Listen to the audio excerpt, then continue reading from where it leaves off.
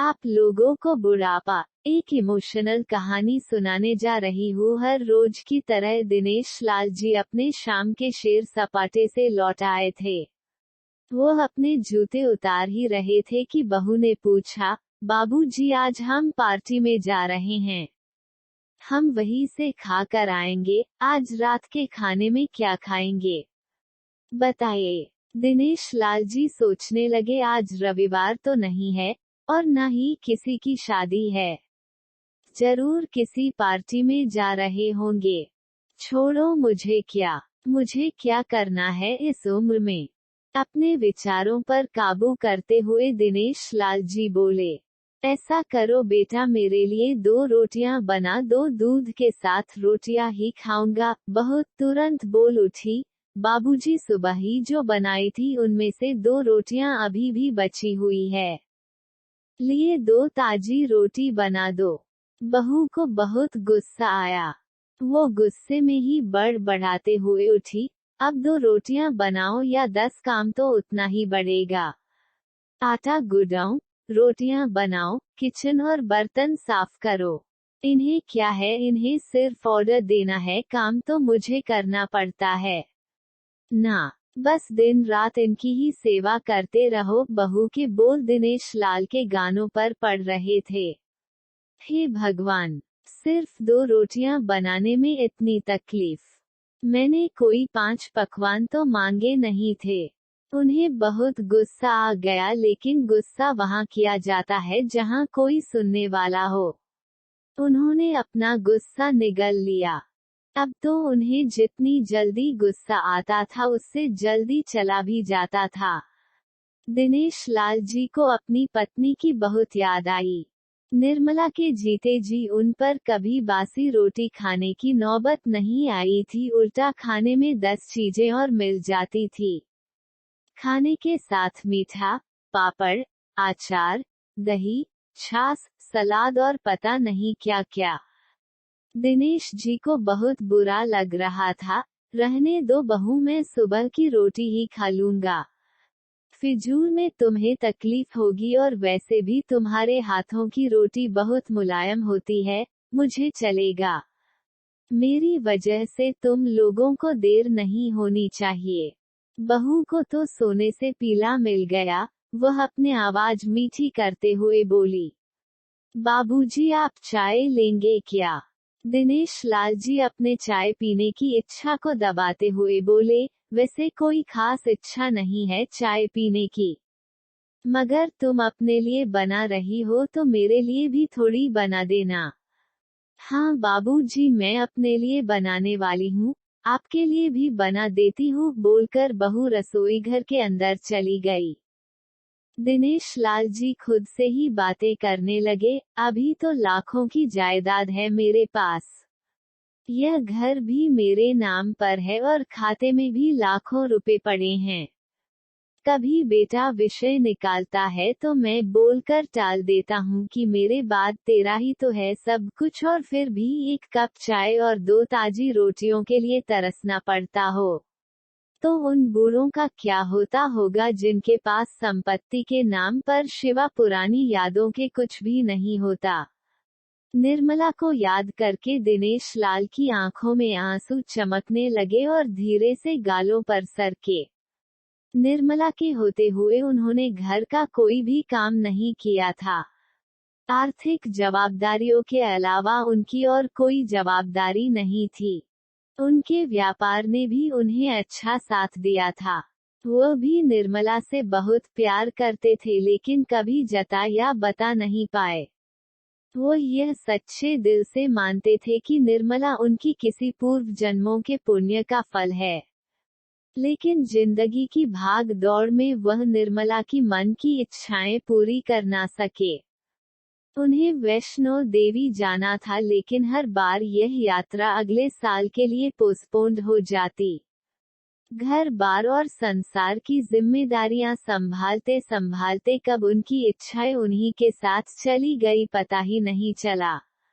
दिनेश लाल जी ने देखा उनके पोता और पोती दोनों ही स्कूल से आ गए थे। दोनों ने अपना बस्ता सोफे पर फेंका और दादाजी की तरफ दौड़कर उनके गले लगते हुए कहने लगे, चलिए ना दादाजी, खेलने चलते हैं। यही निस्वार्थ प्रेम के कुछ पल थे जिनमें दिनेश लाल जी भी बच्चों के साथ बच्चे बन जाते थे और सारे अपने दुख और यादें भूल जाते थे। वो कुछ बोल पाते उससे पहले ही बहू ने कहा, चलो छोड़ो दादाजी को, हमें पार्टी में जाना है, जल्दी से आकर तैयार हो जाओ, पापा भी आते ही होंगे। दोनों ही बच्चे दादाजी को छोड़ मम्मी की तरफ भागे। उनकी पोती 7 साल की थी और पोता 5 साल का था। दिनेश लाल जी अपनी सोच में डूबे हुए बालकनी की तरफ गए। बालकनी में धीमी ठंडी पवन में उनका स्वागत किया। बहू उनके लिए चाय बनाकर लेकर आई। बालकनी में रखी अपनी कुर्सी पर बैठकर दिनेश लाल जी घुट घुट करके चाय पी रहे थे। पी क्या रहे थे, निगल रहे थे, क्योंकि चाय के नाम पर सिर्फ कम शक्कर वाला गर्म पानी था, ना इलायची ना अदरक। दिनेश लाल जी मन ही मन सोचने लगे, बहू के जाने के बाद आज खुद अपने हाथों से चाय बनाऊंगा, इलायची अदरक और थोड़ी सी ज्यादा शक्कर डालकर, और उसके साथ रोटियां खा लूंगा, रोटियां खाऊंगा। रोटियों की याद आते ही उनका मुंह फिर खट्टा हो गया। चाय खत्म होने पर खाली कप लेकर वह किचन में रखने गए तो वहां देखा कि बहू और बच्चों का कप धोखे पड़ा था। उन्होंने भी अपना कप धोकर रख दिया और अपनी डायरी लेकर बालकनी में आ गए। बालकनी में बैठे बैठे उनकी नजर सूखी हुई तुलसी के पौधे पर गई। उन्होंने एक लोटा पानी लाकर उसमें डाल दिया। कुछ मिनटों बाद ध्यान से देखने पर उन्हें पता चला कि सूखे हुए तुलसी के पौधे में नई कुपले जैसे मुस्का रही हो। तुझे याद आया कि निर्मला हर सुबह तुलसी को पानी और शाम को दिया दिखाती थी। अब तो शाम को ना तुलसी को ना ही भगवान के मंदिर में दिया जलता है। पता नहीं कितने संस्कार, इतनी अच्छी आदतें निर्मला अपने साथ ले गई थी। दिनेश लाल आसमान की तरफ देखकर बोले, शकुंतला, मुझे और इस घर को अभी तुम्हारी जरूरत थी। तुम क्यों हमें छोड़कर चली गई? तुमने मुझे धोखा दिया। तुमने हमेशा साथ रहने का वचन तोड़ दिया। तुम मुझे अकेला छोड़कर चली गई। दिनेश लाल की आंखें भर आई। पापा, इतनी ठंडी हवाएं बह रही है और आप है कि बालकनी में बैठे हैं। अंदर आ जाए, नहीं तो बीमार हो जाएंगे, बेटे ने दिनेश लाल जी से कहा। बेटा, बहू और पोता पोती सब तैयार होकर पार्टी के लिए निकल रहे थे। किसी ने झूठ मूठ ही मन रखने के लिए भी उनसे नहीं पूछा कि साथ चलिए। बाबा, आप खाना खाकर जल्दी सो जाइएगा, हमें आने में जरा देर हो जाएगी। ज्यादा देर तक जागना आपकी सेहत के लिए अच्छा नहीं है। हमारे पास घर की दूसरी चाबी है। हमारी चिंता मत कीजिए बेटे, नहीं जाते हुए कहाँ। ऐसे बोल रहे हैं जैसे मेरी सेहत की बहुत फिक्र है। कितने दिनों से बोल रहा हूँ, डॉक्टर के पास ले चलो। बीपी बढ़ा हुआ है, शुगर भी चेक करवाना है। थोड़ा सा भी चलता हूँ तो हौंफने लगता हूँ। बेटा कहता है कि बुढ़ापे में यह सब तो होता ही है।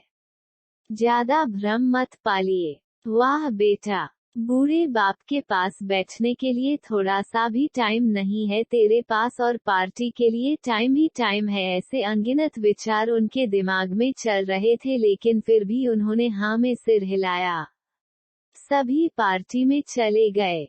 दिनेश लाल जी हॉल में रखे कुर्सी पर आकर बैठे। खाना खाने की अभी कोई इच्छा थी नहीं, इसलिए टीवी चालू की।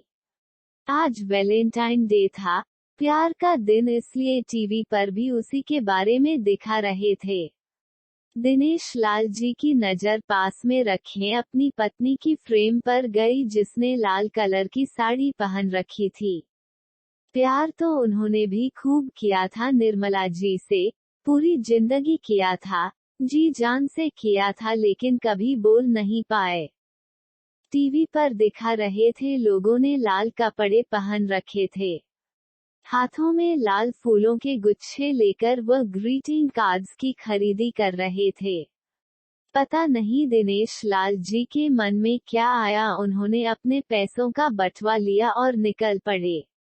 निर्मला जी के याद में चलते चलते वो एक आइसक्रीम पार्लर के पास पहुंचे। उनको श्वास चढ़ गया था। उनके सांसों की गति तेज हो गई थी।